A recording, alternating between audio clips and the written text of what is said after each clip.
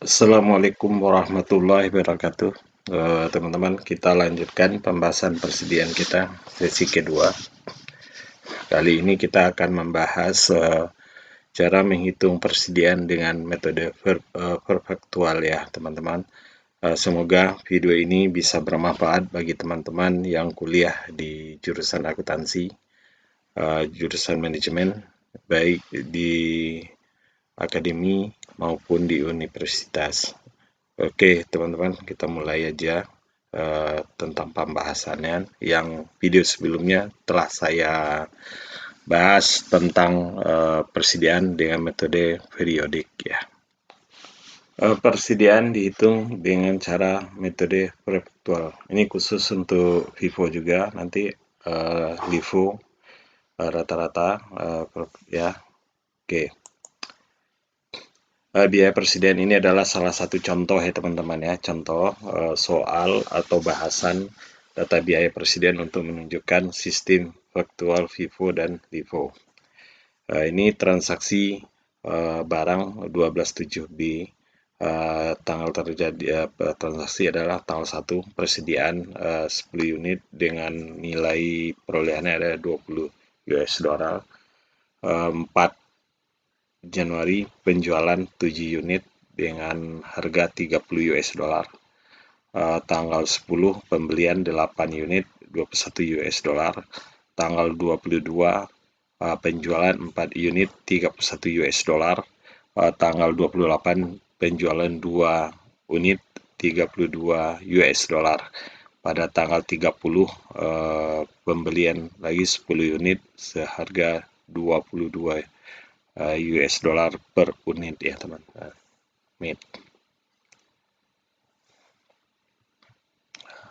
Nah, akun persediaan perfaktual FIFO-nya adalah ada pembelian, harga pokok penjualan, dan saldo ya. Ini dengan metode perfaktual. Kalau periodik itu tadi barang keluar, barang dijual, tidak ada harga pokoknya. Nanti pada akhir tahun baru dihitung secara fisik berapa barang yang terjual dan berapa barang yang ada ya, teman-teman. Nah, ini perusahaan memulai tahun tersebut dengan persediaan barang 12.7B sebanyak 10 unit dengan total biaya sebesar 200 US dollar. Ini kelihatan ya di sini, kali 10 kali 20. Nah, data biaya persediaan untuk menunjukkan sistem faktual FIFO dan LIFO. Tanggal 4 penjualan, pada tanggal 4 Januari terjadi penjualan 7 unit dan dijual seharga 30 per unit ya. Ini kita akunnya di akun 7B.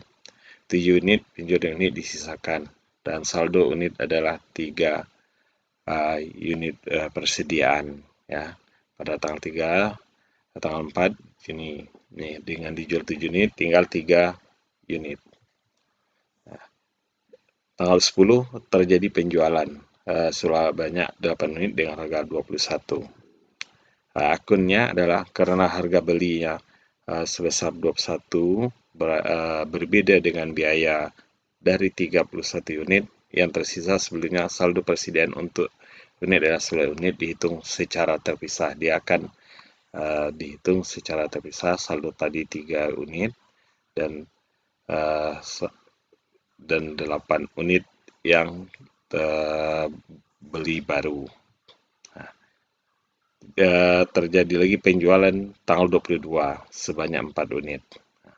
Rangkumannya pada tanggal tersebut adalah barang yang dijual itu adalah pertama dulu yang masuk karena FIFO, fits in, freeze out ya kan. Yang pertama masuk dan pertama keluar. Freeze out ya, freeze in dan freeze out ya. 4 unit dijual berarti berasal dari saldo 3 unit dan barang yang dijual. Harga pokoknya sebesar 3 unit. Ini persediaan awal ini. Nah, ditambah awal tadi yang sisa ditambah barang yang baru dibeli dari 8 unit. Harganya berbeda 20 dan 21. Ya.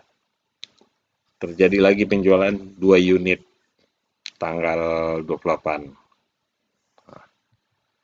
Rangkumannya adalah 2 unit adalah persediaan yang kita beli tanggal 10 karena dia pertama masuk dan pertama keluar. Ya.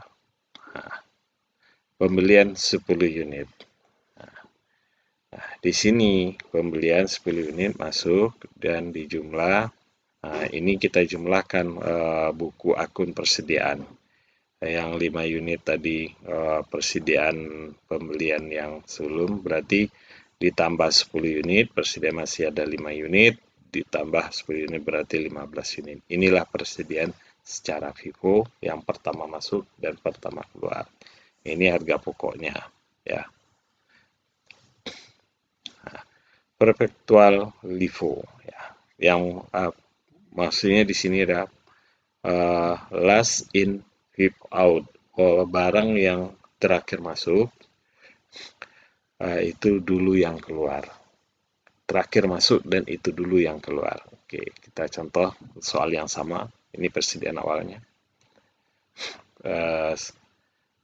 Pembelian pada tanggal 4. Yang keluar adalah tetap karena masih persediaan masih 1 ya, 10 unit dari belum bermacam-ragam waktu itu ya.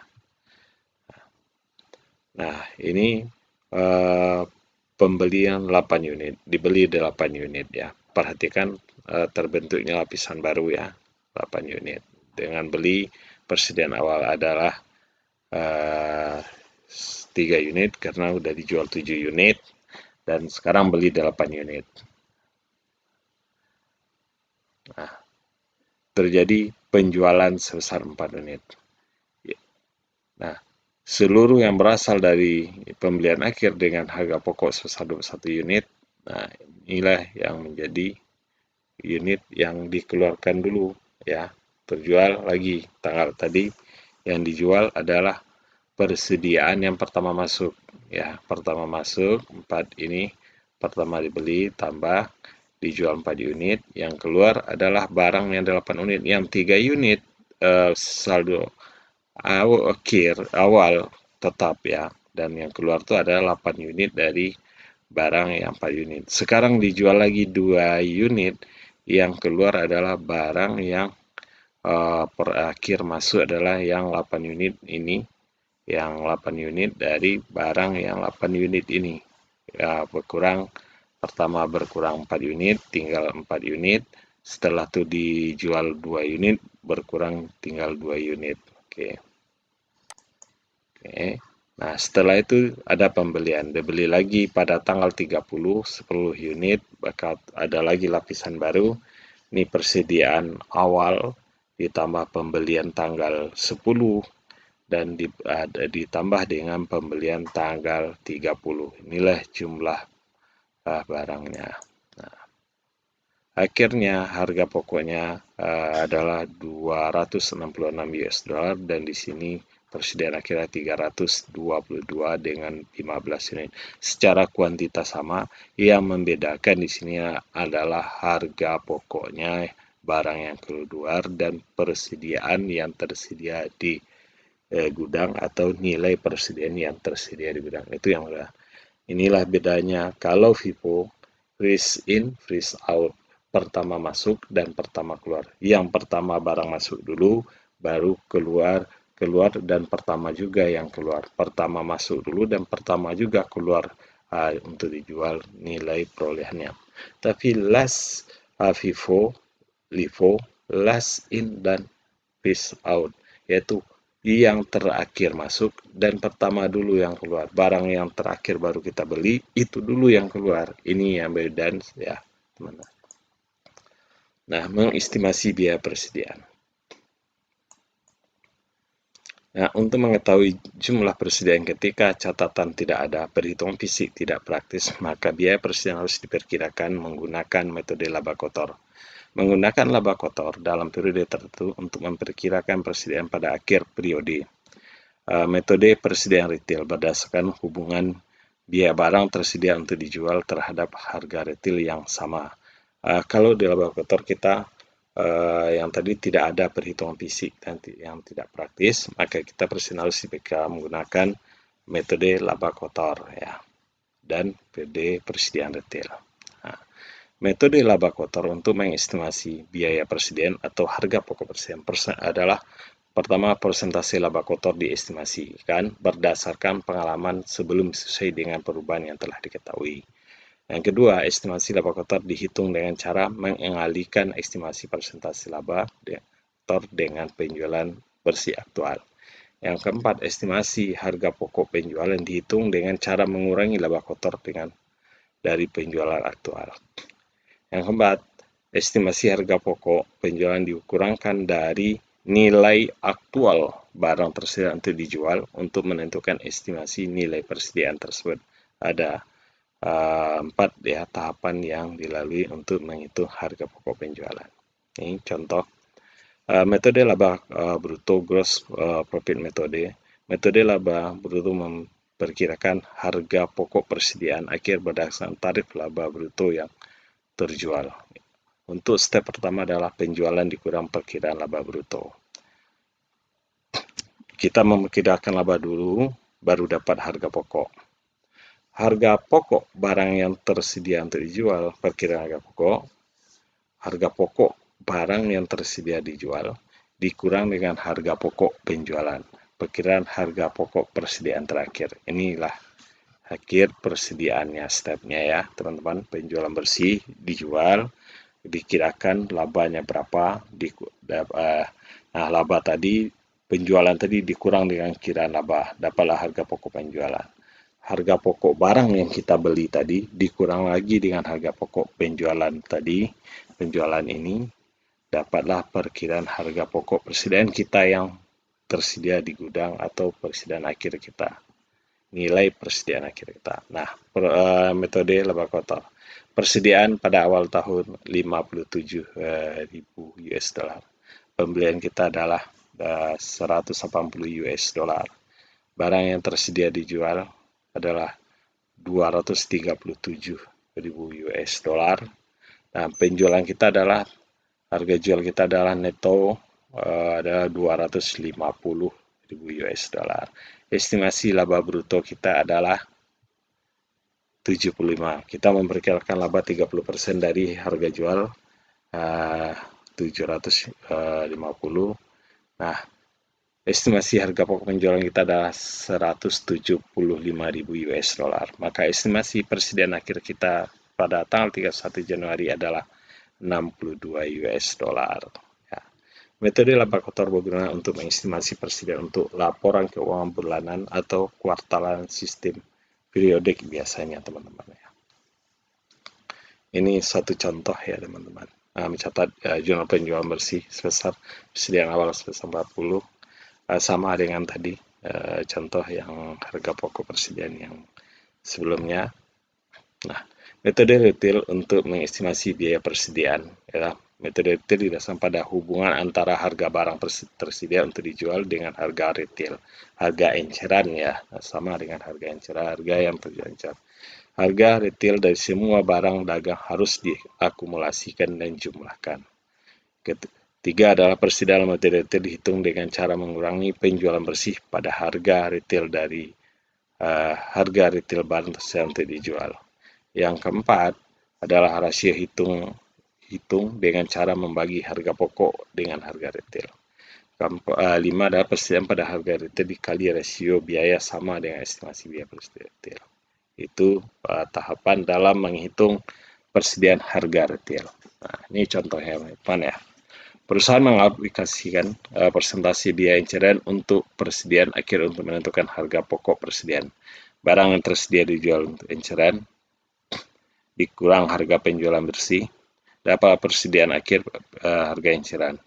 Barang yang tersedia harga pokok persediaan enceran dibagi dengan barang yang tersedia harga enceran, dapatlah rasio harga enceran, persediaan akhir harga enceran dikali rasio estimasi akhir harga pokok enceran. Ini contohnya. Persediaan awal adalah harga pokoknya adalah 19.400 US dollar. Itu harga pokok ya teman-teman, harga beli kita waktu itu. Pada harga retail ada 36 harga pasar ya, harga yang terjadi di pasar eceran 36.000 US dollar. Pembelian kita adalah 42.600 US dollar dan harga pasarnya itu ada 64.000 US dollar. Barang yang tersedia terjual adalah 62.000 US dollar dan 100.000 US dollar. Maka harga pokok retail adalah 62.000 US dollar. Rasionya kita mencari rasio terhadap harga retail dibagi 100.000 US dollar dapat 62 persen. Tentukan rasio harga pokok harga retail. Angka pertama. Langkah kedua, tentukan persediaan akhir. Setelah kita dapat tadi rasio yang dijual adalah 770.000 US dollar. Dapatlah persediaan akhir 30.000 US dollar. Itu harga retailnya. Sedangkan harga pokoknya yang belum tahu. Tentukan persediaan akhirnya. Nah, setelah itu kita kali tanggal harga pokok adalah 30 dikali 62. Dapatlah harga pokok persediaan akhir, estimasi persediaan akhir adalah 18.060 US dollar. Itu ilustrasi sama ya nih teman ya. Ini saya buat. Oke teman-teman, sampai di sini dulu pembahasan kita tentang persediaan dalam pengantar akuntansi. Mudah-mudahan ini dapat bermanfaat bagi teman-teman. Tapi jangan lupa like, subscribe, dan bunyikan loncengnya dan berikan komennya. Mudah-mudahan video ini bermanfaat bagi teman-teman yang masih kuliah dan bagi teman-teman yang baru mulai belajar akuntansi. Oke teman-teman, thank you for watching.